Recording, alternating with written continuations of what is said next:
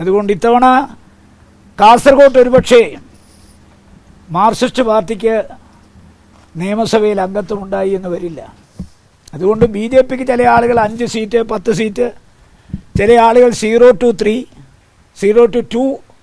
പക്ഷെ ഞാൻ പറയുന്നു, കേരളത്തിലെ ജനങ്ങൾ ഒരു മണ്ഡലത്തിൽ പോലും ബി ജെ പിയെ വിജയിപ്പിക്കാനുള്ള സാധ്യതയില്ല. ഏറിയാൽ 1 സീറ്റായിരിക്കും അവർക്ക് ലഭിക്കാൻ പോകുന്നത്. അതിനുള്ള സാധ്യതയും ഞാൻ തള്ളിക്കളയുകയാണ്. കാരണം ഒരു കാരണവശാലും ബി ജെ പി കേരളത്തിൽ നിയമസഭയിൽ വരരുത് എന്ന് ആഗ്രഹിക്കുന്നവരാണ് ജനങ്ങൾ. കാരണം അവർ വടക്കേ ഇന്ത്യൻ സംസ്ഥാനങ്ങൾ നടക്കുന്ന കാര്യങ്ങൾ അനുഭവിച്ച് അവരുടെ അനുയായികൾ ആ വിവരങ്ങളൊക്കെ ഇവിടെ പറഞ്ഞിട്ടുണ്ട്. മാത്രമല്ല, വടക്കേ ഇന്ത്യയിൽ നടക്കുന്നതിൻ്റെ തനി ആവർത്തനത്തിൻ്റെ 2 സൃഷ്ടികളാണ് നമുക്കറിയാം. പി സി ജോർജും അദ്ദേഹത്തിൻ്റെ മകനും. ഇപ്പം തന്നെ അവരെ കയറൂരി വിട്ടിരിക്കുകയാണ് ബി ജെ പി.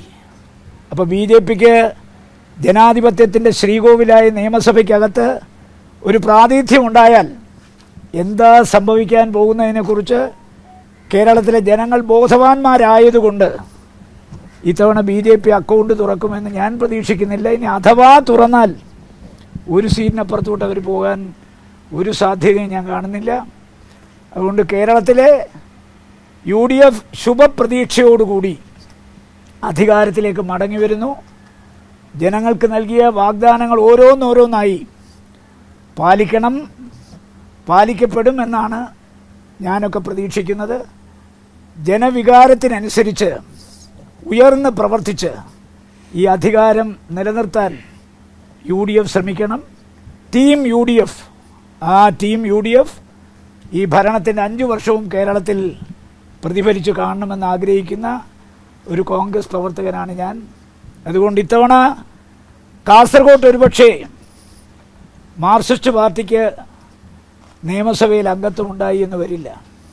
ഞാനും DCC പ്രസിഡൻറ്റും ഒക്കെ നേരത്തെ പറഞ്ഞ് സത്യപ്രതിജ്ഞ കാണാൻ 4 MLA-മാരെയും കൊണ്ടാണ് ഞങ്ങൾ ഇവിടുന്ന് പോകാൻ പോകുന്നതെന്നാണ് പറഞ്ഞത്. അതിന് യാതൊരു മാറ്റവും വരും എന്ന് ഞാൻ പ്രതീക്ഷിക്കുന്നില്ല.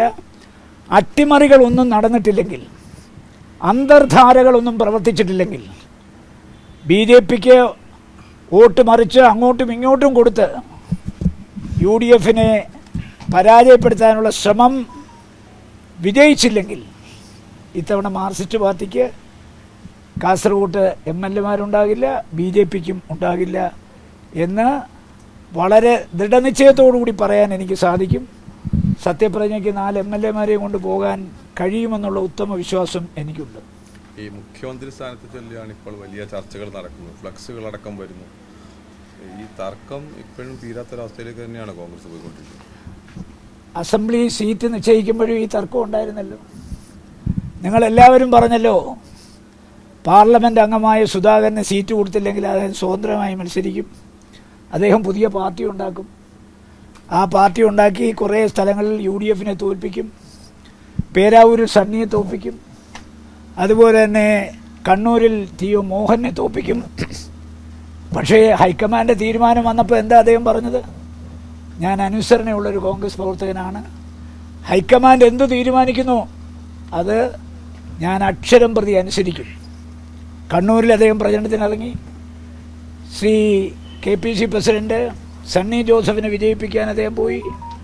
അദ്ദേഹം വ്യാപകമായി പ്രചരണം നടത്തി. നിങ്ങളൊരു കാര്യം മനസ്സിലാക്കണം, കഴിഞ്ഞ കുറേ നാളുകളായി നമ്മൾ ഈ മാധ്യമരംഗത്തുണ്ടായിരിക്കുന്ന ഒരു മത്സരം, അതുകൊണ്ട് ബ്രേക്കിംഗ് ന്യൂസ് ഉണ്ടാക്കാനാണ് നിങ്ങൾ ഈ ചോദ്യം ചോദിക്കുന്നത് എനിക്കറിയാം.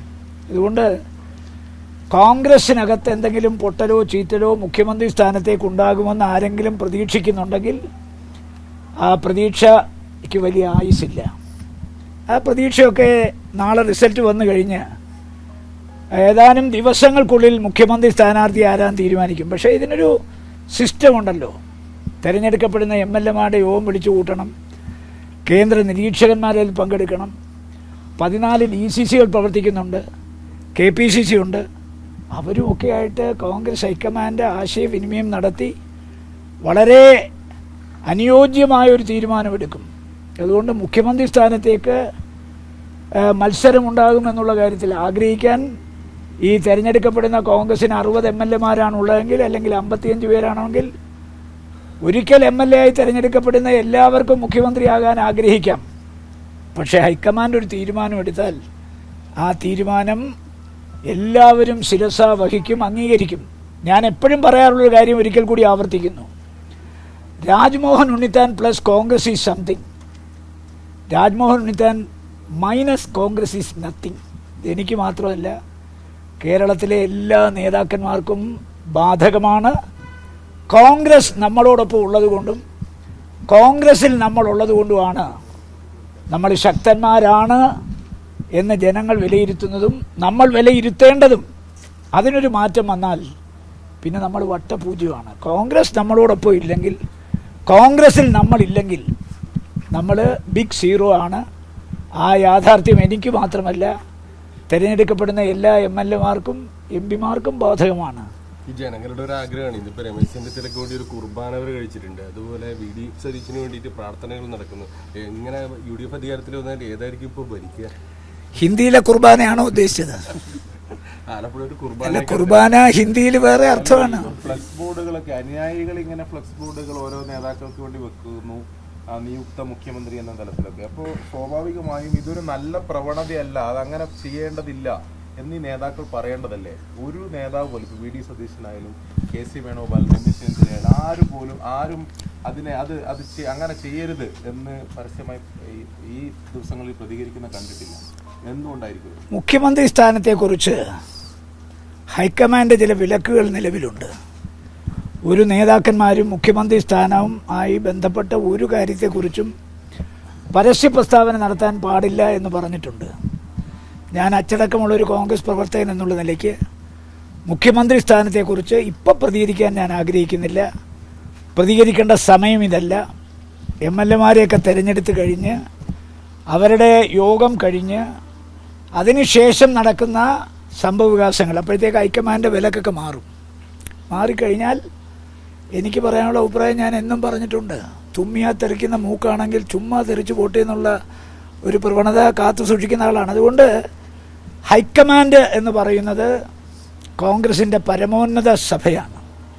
ആ പരമോന്നത ബോഡി ഒരു തീരുമാനം എടുത്തു കഴിഞ്ഞാൽ എല്ലാവരും അനുസരിക്കാൻ ബാധ്യസ്ഥരാണ്. അതുകൊണ്ട് മുഖ്യമന്ത്രി സ്ഥാനത്തെക്കുറിച്ച് ഒരു കമാന്നൊരക്ഷരം മിണ്ടാൻ ഈ അവസരം ഞാൻ ഉപയോഗിക്കുന്നില്ല. താങ്കളുടെ ഈ ഒരു അച്ചടക്കേ മുതിർന്ന പല നേതാക്കളും കാണിക്കുന്നില്ല. ഫേസ്ബുക്ക് പോസ്റ്റ് അടക്കം ഇട്ടിട്ടാണ് ഇത്തരത്തിൽ ഓരോ മുഖ്യമന്ത്രി ഇന്ന സ്ഥാനാർത്ഥി എന്നുള്ള രീതിയിൽ തന്നെ പറയുന്നത്. അങ്ങനെ അല്ല, ഇപ്പം നിങ്ങൾ എന്നോട് ചോദിച്ച ചോദ്യം കാണിക്കാത്തവരാരാണോ അവരോട് നിങ്ങൾ ചോദിക്കുക, അതിന്റെ മറുപടി അവരിൽ നിന്ന് മേടിക്കുക. ഈ വിലക്കുകളുള്ളപ്പോഴും പല സമയത്ത് രാജ്മോഹൻ ഉണ്ണിത്താന്റെ തുറന്ന പറച്ചിലുകളിൽ കോൺഗ്രസിന് തിരുത്തലിന് കാരണമായിട്ടുണ്ട്. അഭിപ്രായം പറയേണ്ടത്. പിന്നെ അഭിപ്രായം പറയേണ്ട ഫൈസലിനെ പോലുള്ള ആളുകൾ DC പ്രസിഡന്റുമാരാണ്. ഏറ്റവും അവസാനമാണ് MP-മാരുടെ അഭിപ്രായം പറയേണ്ടത്. മനസ്സിലായില്ലേ? അപ്പോൾ ആദ്യം തിരഞ്ഞെടുക്കപ്പെട്ട MLA-മാർ, പിന്നെ DC പ്രസിഡന്റുമാർ, KPCC, ഏറ്റവും അവസാനം ഞങ്ങൾ അഭിപ്രായം പറയേണ്ട സമയത്ത് ഞങ്ങൾ അഭിപ്രായം പറഞ്ഞിരിക്കും. അല്ല, എന്നൊന്നും ഞാൻ പറയില്ലോ. ഞാൻ പറഞ്ഞല്ലോ ഹൈക്കമാൻഡ് മുഖ്യമന്ത്രി സ്ഥാനത്തേക്കുള്ള ചർച്ചയ്ക്ക് വിലക്ക് ഏർപ്പെടുത്തിയിരിക്കുന്ന സാഹചര്യത്തിൽ ഇന്ന് എന്നിൽ നിന്ന് കൂടുതലൊന്നും പ്രതീക്ഷിക്കേണ്ട. അങ്ങയുടെ ഒരു പ്രതികരണം മുമ്പ് ഒരു മാധ്യമത്തിന് നൽകിയ പ്രതികരണത്തിൽ അങ്ങ് പറയുന്നത്, ഇപ്പോൾ ഒരു സർക്കാർ ഇടതുപക്ഷം അധികാരത്തിൽ വന്നു കഴിഞ്ഞ് അവരുടെ മന്ത്രിസഭാ രൂപീകരണത്തിൽ ഒരു മതസംഘടനയും ഒരു സാമുദായിക സംഘടനയും ഇടപെടില്ല, അത് മാതൃകയാക്കണം എന്ന് അങ്ങ് ഒരു തവണ പ്രതികരിച്ചിരുന്നു. പക്ഷേ UDF വന്നു കഴിഞ്ഞാൽ ഈ മതസംഘടനയും സാമുദായിക സംഘടനകളിലൊക്കെ അതിൽ ഇടപെടും എന്ന് പറഞ്ഞു. അപ്പോൾ ഇടതുപക്ഷത്തിന്റെ മാതൃകയാക്കേണ്ട ആ രീതി ഈ തവണ UDF മാതൃകയാക്കുമോ അധികാരത്തിലെത്തിയാൽ? അതാണല്ലോ ഞാൻ പറഞ്ഞത്. ഇതെല്ലാം മുഖ്യമന്ത്രിയുമായി ചുറ്റിപ്പറ്റിയുള്ള ചോദ്യങ്ങളാണ്.